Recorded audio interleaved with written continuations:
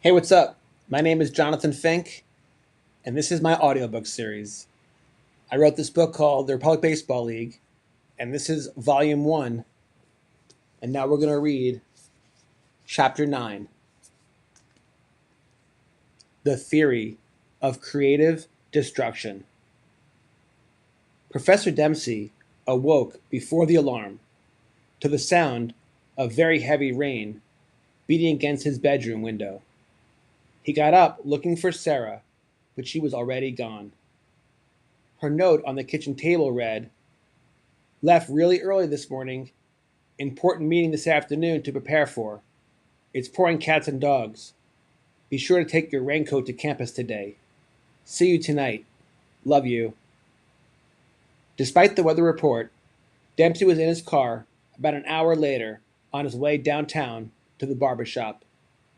He and Mo Franklin had some serious baseball card memorabilia to discuss. It was still pouring when Dempsey and Mo completed their business. His ride from the baseball card store to the University of campus took much longer than usual. Typically, about 15 minutes. The drive took over an hour.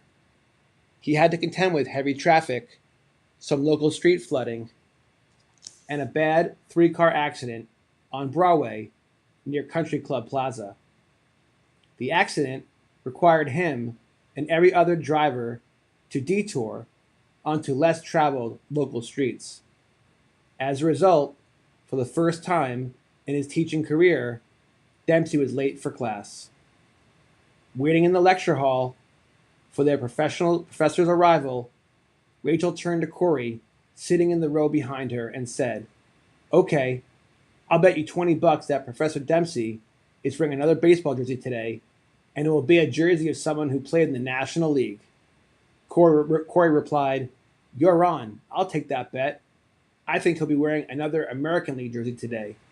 RJ overheard their conversation and chimed in.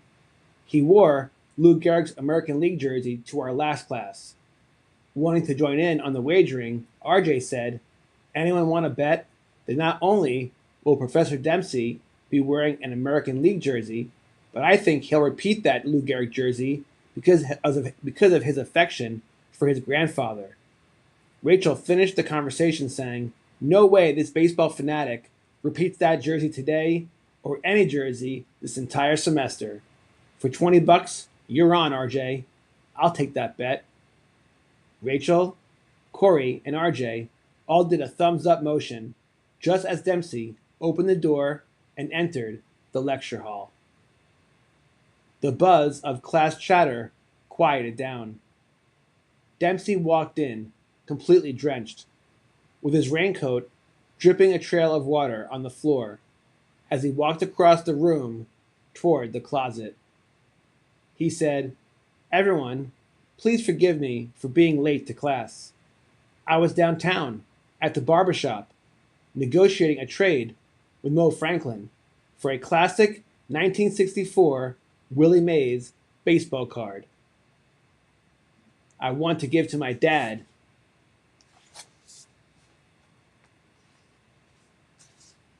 for his birthday. Mays was his favorite ball player, and I'm sure he'll be thrilled to receive it." Realizing that Dempsey had just revealed another layer of his personality to his students, Rachel, Corey, and RJ looked at each other, smiled, and awaited Dempsey's next move. They were not disappointed. Dempsey did his best impression of Fred Rogers, who was the host of the educational children's television show Mr. Rogers' Neighborhood for more than 3 decades. He slowly took off his wet raincoat, shook it to remove excess water, and carefully hung it in the closet.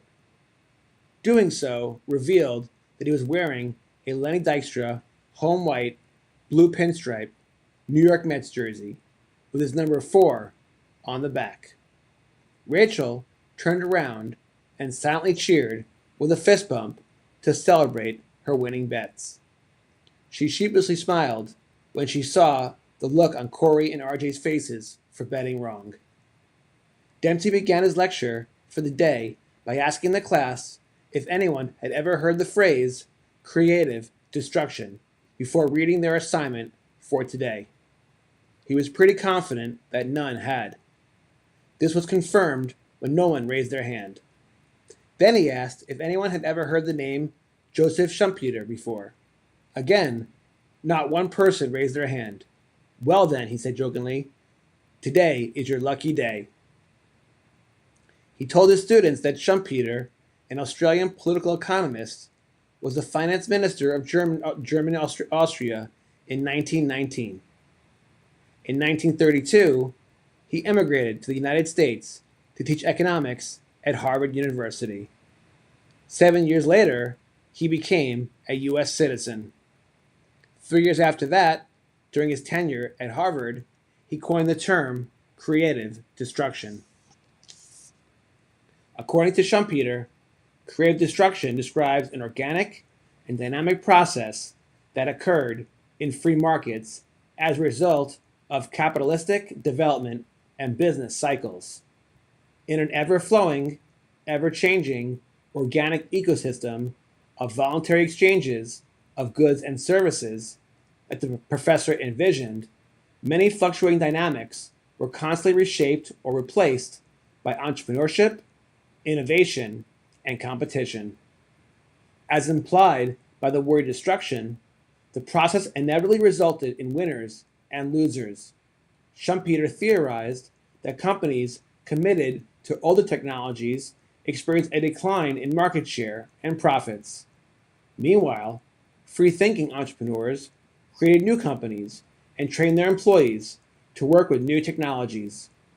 These companies succeeded and inevitably gained market share. Companies that did not adapt to the changing times or didn't change quickly enough eventually lost value and possibly went out of business. Dempsey gave a simple example of creative destruction in the U.S. economy. He said that when Henry Ford introduced assembly line innovation in 1913, this new manufacturing technology revolutionized the automobile industry and changed the transportation industry forever. While Ford's invention dramatically increased the standard of living for society at large, it also displaced, then replaced, an older business, horse buggy manufacturing and distribution. Dempsey indicated that over the last 3 decades, the internet had become the dominant economic force of creative destruction. Companies such as Apple, Microsoft, Google, Amazon, Netflix, Expedia, and Uber had dramatically changed the landscape of their industries and the global economy. He said that these companies will continue to do so, that is, until creative destruction finds them. The main theme of Dempsey's lecture was that creative destruction is a natural part of the life cycle of a vibrant, healthy, free-flowing economic system. Some corporations adapt to changing market environments, and some do not. The market capitalization of companies that do will rise, while those that don't will fall. Some companies will go bankrupt and just disappear. He explained that the end result, while chaotic at times, is a never-ending upward trend of economic growth and higher standards of living through innovation and improved technology. As a final thought on the subject of creative destruction, Dempsey suggested that his students research the 10 largest companies in the U.S. by market value in 1970, and then do the same for 2021. Dempsey knew that not one of the companies on the 1970 list would be on the 2021 list. Before dismissing the class, Dempsey reminded his students that he expected their completed assignments on Adam Smith's free market theory and John Locke's economics of liberty concept on his desk by the end of next class. As the students walked out of the lecture hall, Corey turned to Rachel and said, "Okay, double or nothing. Dempsey wears an American League jersey next class." Rachel looked at him with confidence and said, "You're on." Now, I'm heading off to the library to complete that assignment. RJ and Corey agreed to join Rachel and followed her out of the lecture hall. Dempsey removed his surprisingly still damp raincoat out of the lecture hall closet and headed for the university parking lot. He called Sarah from the car to make plans for the evening. Her secretary said she was still in a meeting and expected her to be there for some time. When Dempsey got home, he knew there'd be plenty of time before Sarah walked through the door. He strolled into the kitchen, sat down at the table in front of his laptop computer, put on his headphones, played John Fogerty's song Center Field on repeat, and did some additional research on his PhD thesis. End of Chapter 9. Up next, Chapter 10, The Perils of Central Planning. I am author Jonathan Fink, and this has been Volume 1 of the Republic Baseball League, part of my audiobook series. I appreciate each and every one of you. Thanks so much for joining me. You guys take care. God bless. This month, we have some great sports card stories from across the U.S. and talk to an author from nearby Leawood, Kansas, who has written a book about returning to collecting after 3 decades away. My day job is I'm a financial advisor, so I've been investing for over 20 years. In a way to express my love for the hobby, I decided, what if I write an investment book, Sports Card Collectors Club, and treat the stock market the same way I would treat the card market. And so I thought, well, how would a day trader invest in cards? How would a venture capitalist buy and sell cards? How would a hedge fund do it? As I would go through my trials and tribulations, I realized that for as much fun as I was having investing, there was something missing. And one day I was watching the Royals game on television, and it was a rain delay. And the Car Life television show came on. I was watching that episode, I was watching Matt Strom open cards and rip packs, and I started getting the warm, fuzzy feeling. I said, this is what I want to be doing. I want to get back to really collecting and ripping cards and building sets. And that's where the story of my book has changed. I go from investing back to collecting. I'll also open a variety of boxes from different sports. So he hit the home run off me in like the 7th inning. And then in the 8th inning, JT hit a double, so he's standing on second. And Mason Wynn asked him, he's like, hey JT, he's like, I heard Strom collects cards of guys that take him deep. He's like, does that mean he's gonna send me over a couple cards to sign tomorrow? And after the game, we had won. I mean, winning is the only thing that's important to me. So it's like, I was good after the game, whatever, and JT comes up to me and he's like, hey Stromy, he was really genuine. Like he wasn't taking shots. And I'm like, what are you talking about? He's like, well, when I got to second, Mason asked if you're gonna send a card over for him.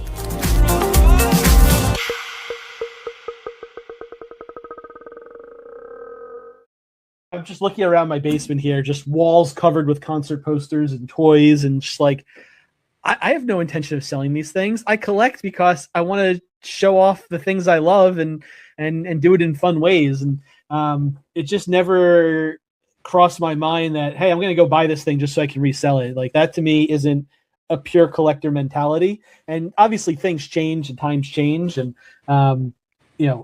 in order for things to survive right now, you have to have that sort of chase for something valuable. Yeah, it needs to be a circus. You know what? The truth is, I actually watched the live stream on eBay Live with Ken Golden and Logan Paul. They ripped a box of 86 Flair and a box of Series 1 Pokemon. And you know what? It was very entertaining. They're both polarizing characters. I thought it was entertaining. But you know what? After every pull, they immediately are showing the value. And it begs the question, are we creating, not we, is the industry creating a gambling culture which has a real downside? It already has. Right. Not created. It's here. Yeah, and that's a concern. I guess for me, I hope to be an influence where we focus more on collecting, because you know what, when markets crash, collectors don't get hurt at all. Because the Sandy Koufax you bought that because it makes you feel good. It brings back good memories. Said this one traded for my first big win. Jonathan Fink on the line tonight. You have created community, so let's talk about that. I went to Rip Night at your shop. Let's rip another pack. And I went to your Rip Night 2 years ago, and it was one of the best. I wrote about it in Volume 1. It was one of the best times I've ever had. You guys had this giant scoreboard where you had the chase cards, and everyone can buy whatever product you wanted, like buy 3, get 1 free, whatever product, whatever it was. You then, if you pull a Bronny James, you then get another blaster. Or I pulled a Reed Shepherd auto, and then I got a free T-shirt. And I sat around the table with strangers and had the best time ever. So let's talk about how important community is. And what you guys do is provide an anchor for a community in our town. How important that is. Yeah, definitely. You know, like you said, one of our taglines, we say we'll make an offer on anything, but like you said, I mean, we got to pay what it's worth, and so if it's junk wax, it's going to be junk wax prices, which unfortunately, you know, a lot of people end up thinking that their 87 Tops Berry Bonds is going to be a couple $100 or it's something. worth nothing, people.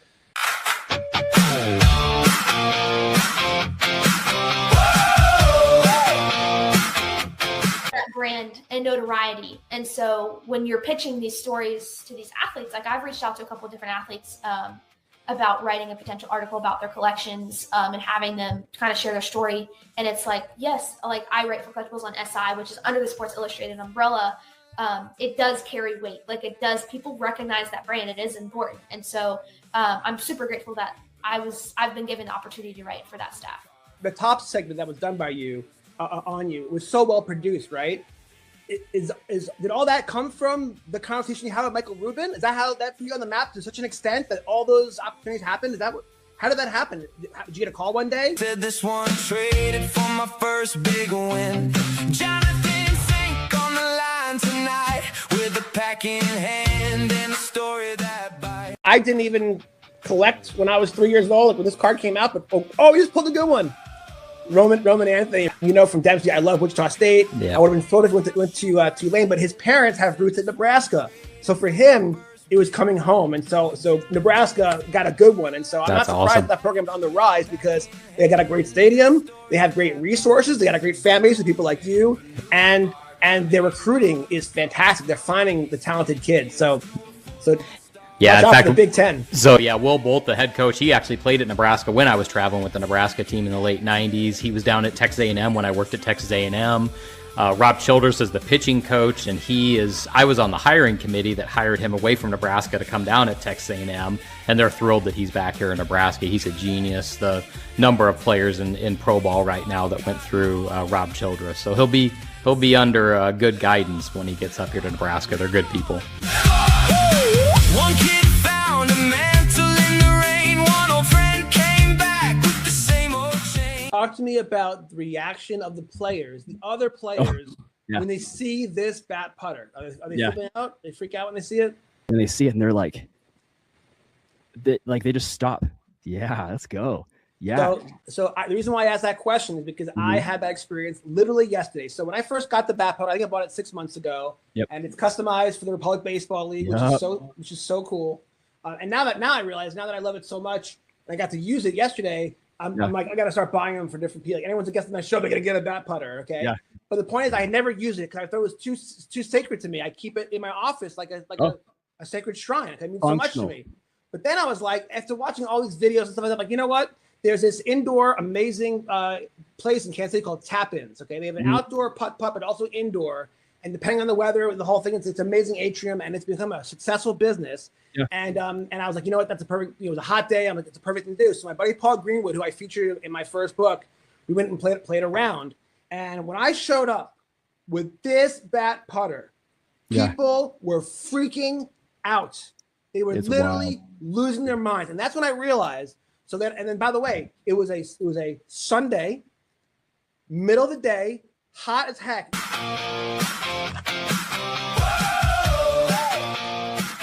I want to see how it gets made, but you probably do actually. I want to see if there's quality control testers there. But you know, attention! If anyone in the tops is watching, Grip and Rip we want to get invited to a tour at a factory. The two of us. I told them I would work for free. Right. I would work absolutely free. I want to see how their stuff's made. Yeah, I'm curious. But like collation is like I'm sure there's a bunch of engineers that sit around and design. Got some breaking news for you. Yeah. Slab just texted me.